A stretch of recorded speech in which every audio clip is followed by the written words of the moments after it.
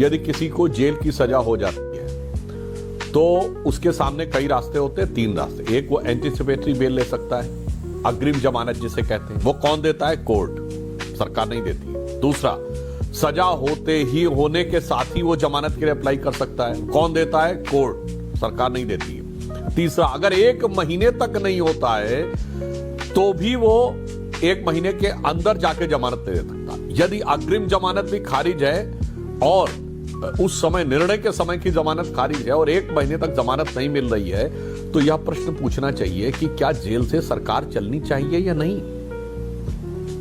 यह समस्या कहां से आई? समस्या ऐश्वर्य जी वहां से आई कि नई राजनीति का दावा करने वालों ने राजनीति को इतने निचले और छिछले स्तर पर लाके खड़ा कर दिया कि निर्लज्जता के साथ जेल से सरकारें चली। और जब यह मामला कोर्ट में गया और याचिका लगाई गई कि उनको इस्तीफा देने को कहा जाए, तो दिल्ली हाई कोर्ट ने बाकायदा टिप्पणी में कहा कि इस विषय पे संविधान में कुछ भी स्पष्ट नहीं लिखा है, ये ग्रे एरिया है। संविधान में ऐसा कहीं पर स्पष्ट नहीं लिखा, इसलिए वो आदेश नहीं कर सकते।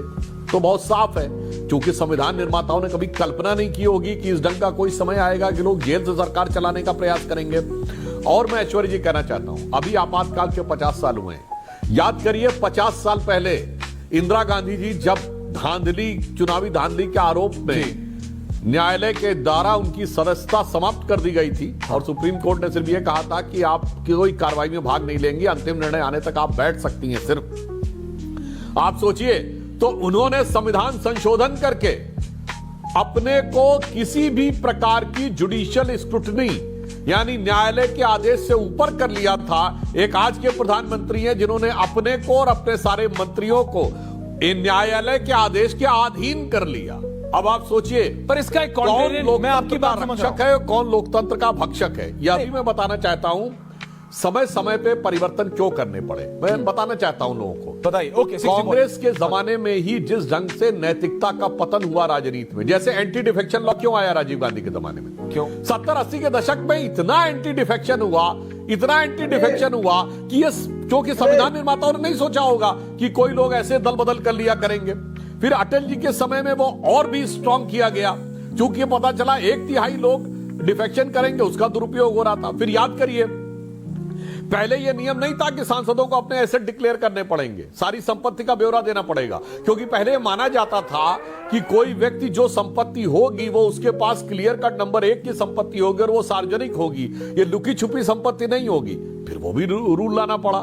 तो वैसे ही मैं कहना चाहता हूं कि उसी प्रकार याद करिए, सरकारें बर्खास्त होती थी और इस कदर सरकारों दुरुपयोग होने लगा राज्यपाल के पद का केंद्र सरकार के द्वारा कांग्रेस के दौरे हुकूमत में, कि 1994 में सर्वोच्च न्यायालय को एसआर बोम्मई जजमेंट देना पड़ा, जिसमें कहा गया कि सदन में किसका बहुमत है या नहीं, ये केवल सदन के पटल पर तय होगा। कोई व्यक्ति अपनी निजी राय से तय नहीं कर सकता, चाहे वो राज्यपाल या राष्ट्रपति ही क्यों ना हो। उसी ढंग से आज ऐसी परिस्थिति उत्पन्न हुई कि जेल से मुख्यमंत्री ने भी सरकार चलाई। अरे भाई, इससे पहले कम से कम शिबू सोरेन हो या करुणानिधि जी हो या लालू प्रसाद यादव तक ने इतनी नैतिकता रखी कि जब जेल जाने की स्थिति आई तो इस्तीफा दे दिया।